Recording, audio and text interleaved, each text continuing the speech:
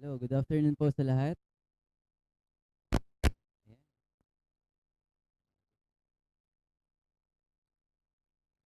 Ayan. Isa pa po, magandang hapon po. Ayan, sa mga nasa live po, magandang hapon po sa inyo. Tunay po si Lord na mabuti sa ating buhay, tama? And buong isang linggo na naman, pinakita niya kung gaano siya kabuti sa buhay natin. Kahit na marami tayong siguro pinagdadaanan sa isang linggo araw-araw, pagising sa umaga, bago matulog, minsan na problema pa tayo, pero pag kinabukasan, gano'n naman, no? Nabubuti pa rin ni Lord. May lakas tayong buhay. Kaya kung ikaw pinagpala, bigyan mo ng pagtayo si Lord, pwede mo siyang palakpakan. Uwitin natin yung song na to. Ayan. Sa araw-araw po na ginawa ng Lord sa ating buhay, pinagpapala niya tayo. Siguro sapat yung awitin na to. Salamat, salamat. Tama? Sabi diyan, kung ating mamasdan yung kalawakan. Pero, na sa araw-araw po, bawat oras na lumilipas, pinapaunawa sa atin, Lord, na siya'y mabuti sa buhay natin. Let's sing the song.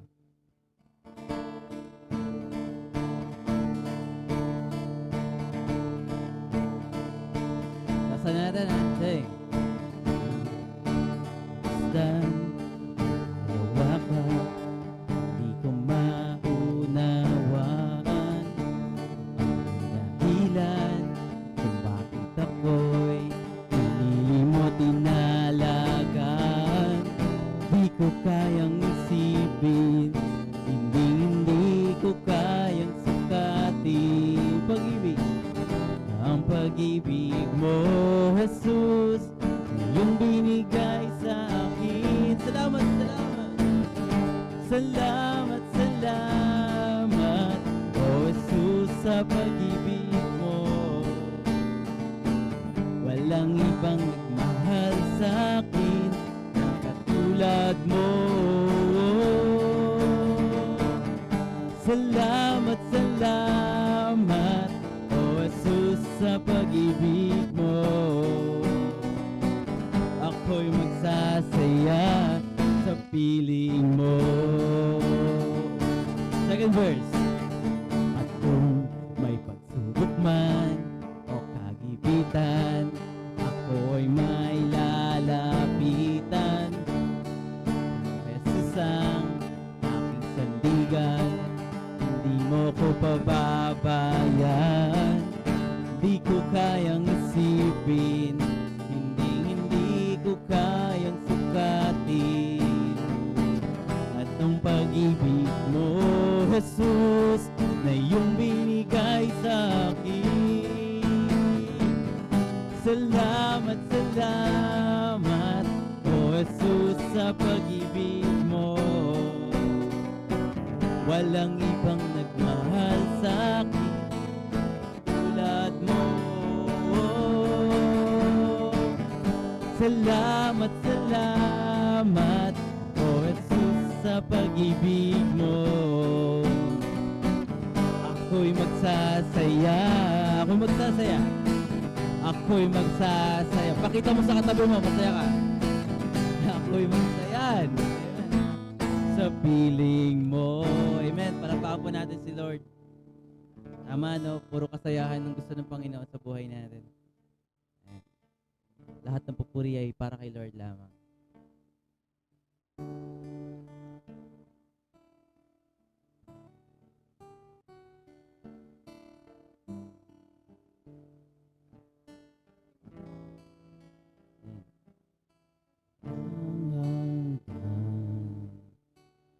Tapatan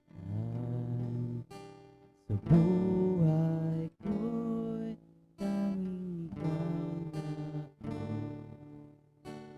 na narito dahil sa biyaya mo. Habang buhay, puri sa iyo.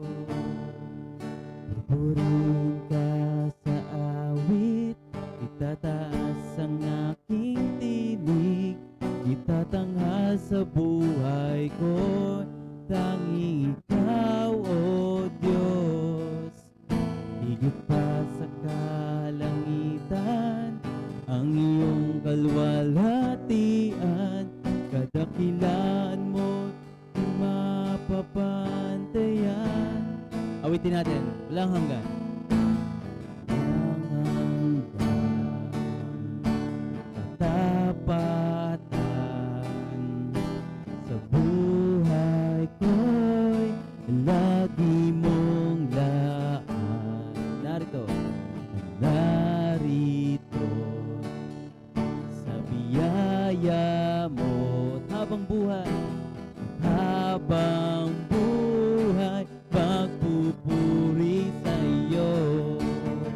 Pupurihin ka sa awit, itataas ang aking tinig, itatanghal sa buhay ko, tanging ikaw, O Diyos.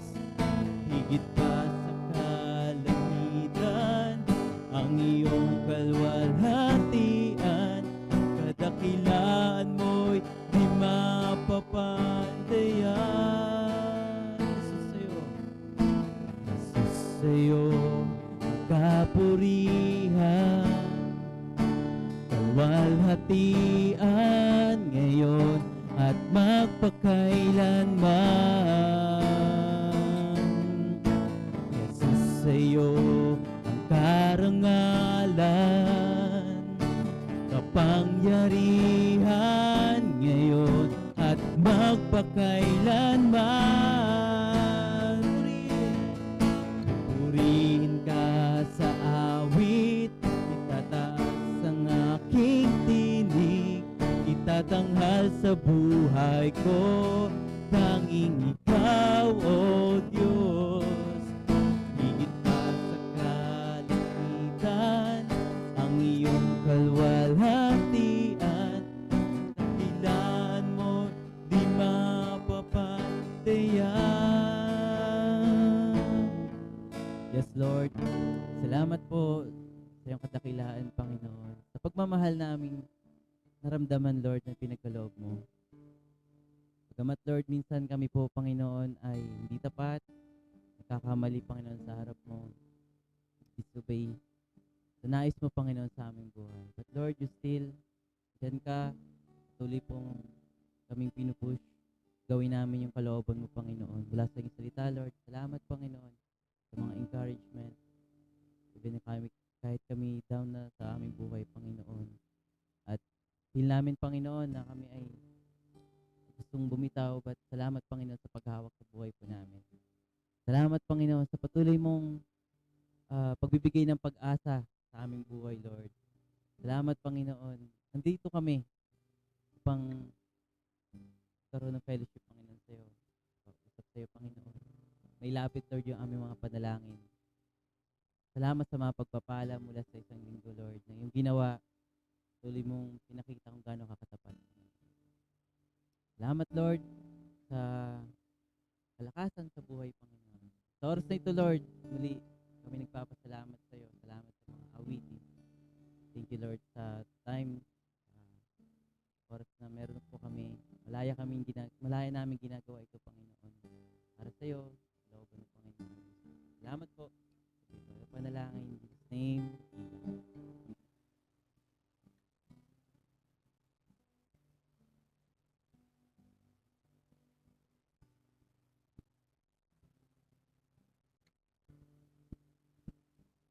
Amen. Bigay ko mura kay Pastor Jan.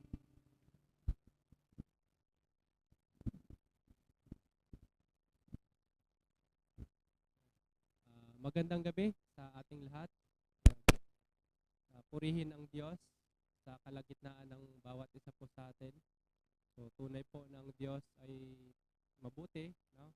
Tunay po ng Diyos ay tapat sa bawat isa po sa atin. Ganon din po sa mga nasa tahanan po.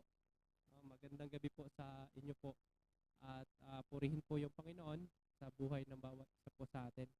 Okay? So, pakibuksan po natin yung atin pong Bible. Yan. So, yan. Sa lahat po ng mga yan, may Bible, pakibuksan po natin sa John. Yan. John chapter 15. Pakibuksan po natin. John chapter 15. verse 18 hanggang verse 19. Okay, so ito po yung ating passage na pag-uusapan mamaya sa atin pong small group, John chapter 15, verse 18 hanggang verse 19. So basahin ko lang po saglit sa bawat isa sa atin. If the world hates you, know that it has hated me before it hated you. If you were of the world would love you as its own. But because you are not of the world, but I choose you out of the world, therefore the world hates you. Okay, so ang process question na meron tayo sa small group po natin,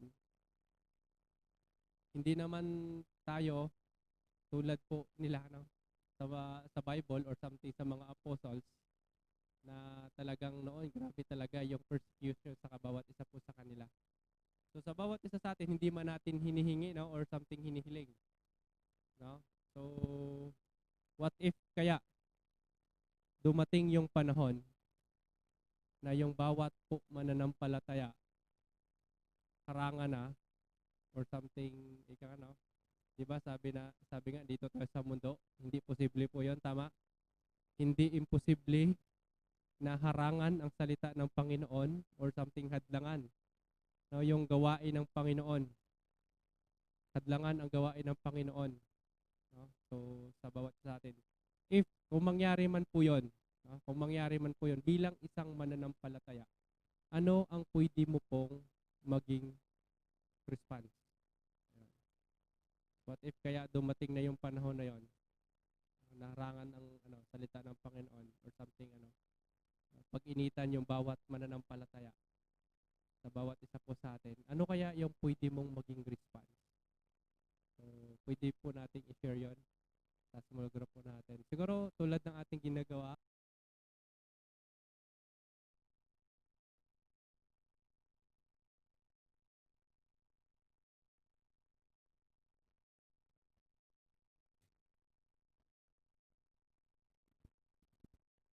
ayan, muli po magandang gabi sa atin pong lahat. Ayan. So atin pong i-conclude yung atin pong napag-usapan sa small group.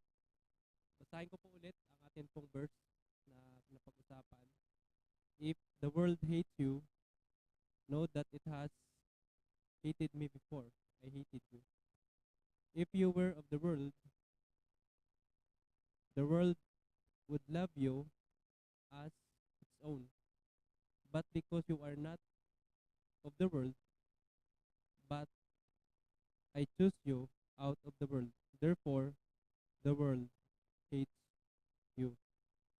So ang tanong sa bawat isa sa atin kanina, what if kaya mangyari yung ganong bagay na hadlangan tayo sa pag-worship natin sa Panginoon? So kumbaga, walain yung Bible, walain na yung pag-worship lahat, no? Walain na, hadlangan ng mundo. So bawat isa sa atin, natatakot din tayo. Natatakot din po ba tayo kung ano yung posibleng gawin ng mundo sa bawat isa sa atin? We are not talking about yung physical world, kundi yung yung sistema dito sa mundo.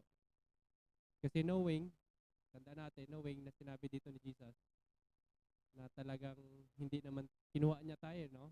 Mula dito sa world. Kumbaga, we are citizenship in heaven.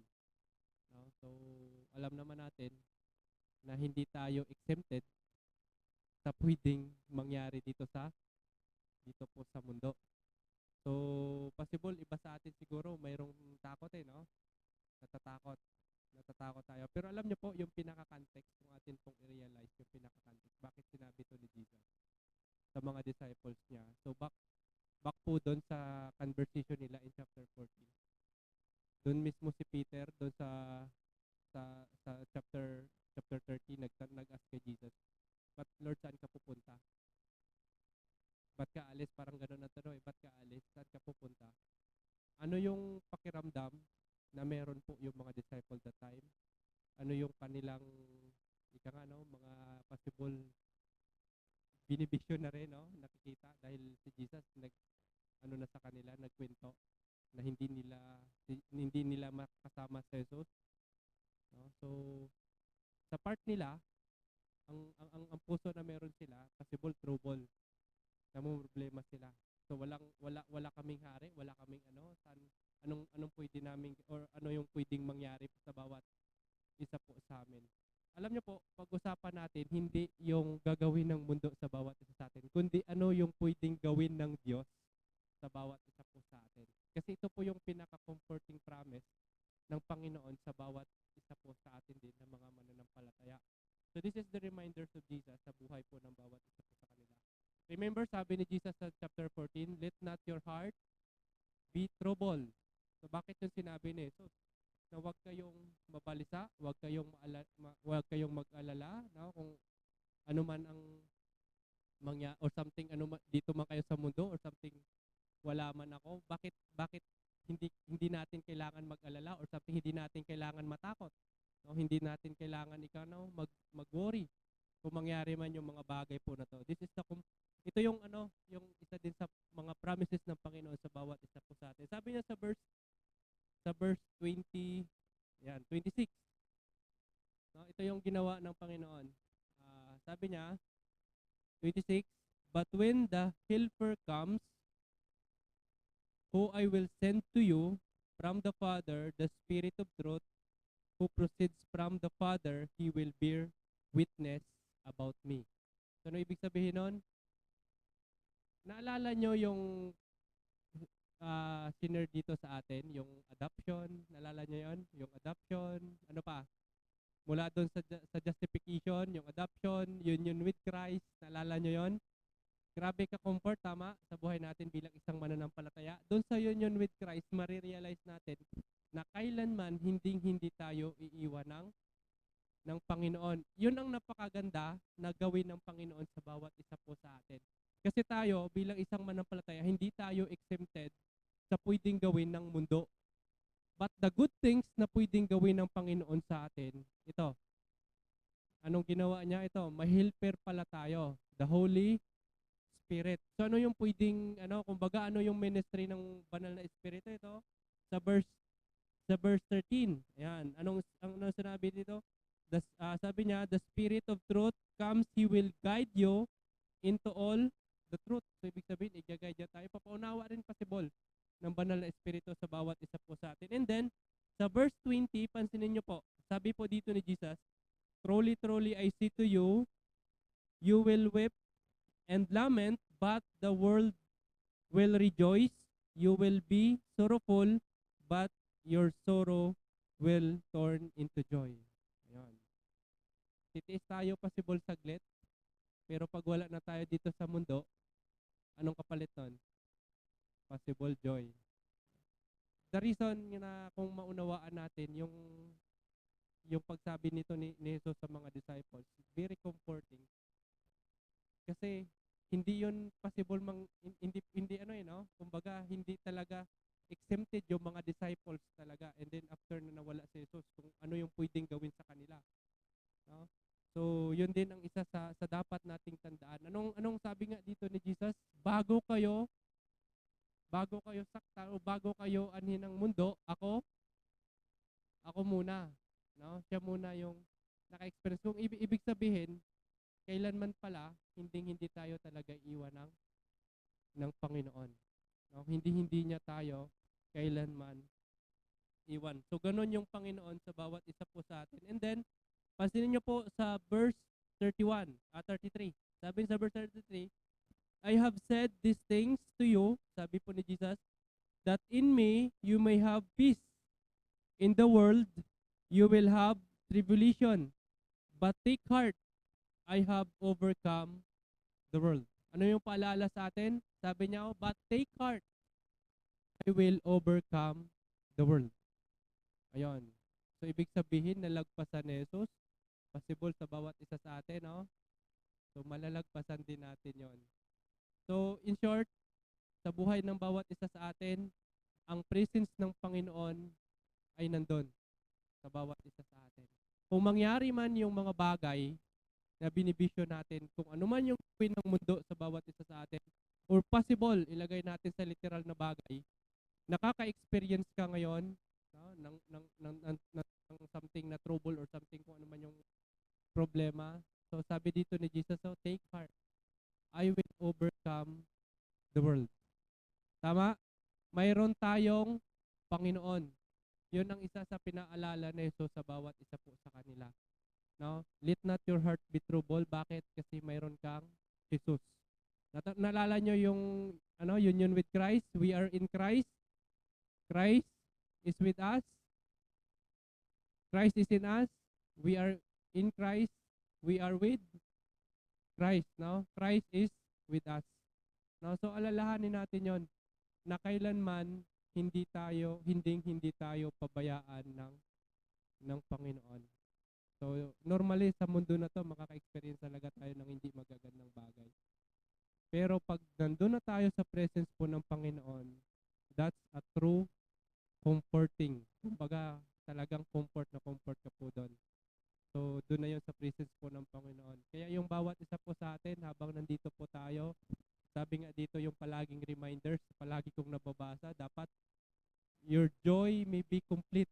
Kailangan ang pananampalataya mo, pahigpitin mo sa Panginoon.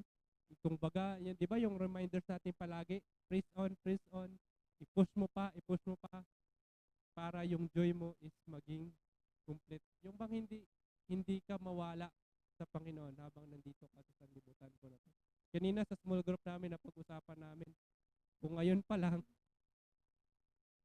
parang ayaw mo na mag-journal, ayaw mo na mag-Bible reading, pagdating siguro ng panahon, napabawalan na lahat, baka may rason ka na. Bawal na ka, pastor, mag-journal ka pa. No? So ngayon pa lang, pag-iktihin pa natin yung relasyon natin sa Panginoon. Pag-iktihin. So wag tayong matakot bilang isang mananampalataya because we are secured. We are secured in Christ. No? Secured tayo kay Kristo. Salamat sa salita po ng Panginoon. Let us pray. Dakila at makapangyarihan na Diyos, salamat dahil ikaw ang Diyos na lubos naming pinagkakatiwalaan at lubos na nagkaloob sa amin ng kaligtasan. Panginoon, ang aming pagpupuri, Panginoon, at pasasalamat sa iyo ay lubos. Kaya Lord, pangunahan mo po kami. Anumang problema, anumang pwedeng gawin ng mundo sa amin, Panginoon. Alam po namin, Panginoon, na hindi mo kami pababayaan. Nasa sa inyo kami, Panginoon, kaya secured po kami. Salamat na ikaw ang Diyos na tapat at hindi nagpapabaya sa bawat isa po sa amin. Patuloy, Lord, pinagkakatiwala namin sa iyong lahat at patuloy nagpupuri at pasalamat kami. Ito po yung aming samot dalangin sa pangalan ni Jesus. Amen.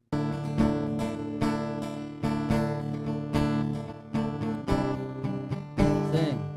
Grabe, grabe ang pag-ibig mo. Grabe, grabe ang karanasan ko. Pagkagising pa lang sa umaga hanggang sa pagpapahinga. Grabe, grabe na ang buhay ko. Kay sarap-sarap, kay sarap-sarap sa presensya mo. Bago ang lahat sa buhay ko, Jesus, anong hanapin pa? Nasa iyo na ang lahat, Panginoon. Grabe, grabe na ang buhay ko. Grabe, grabe, grabe ang pag-ibig mo. Grabe, grabe ang karanasan ko. Paggising pa lang sa umaga hanggang hanggang sa pagpapahinga. Grabe, grabe na ang buhay.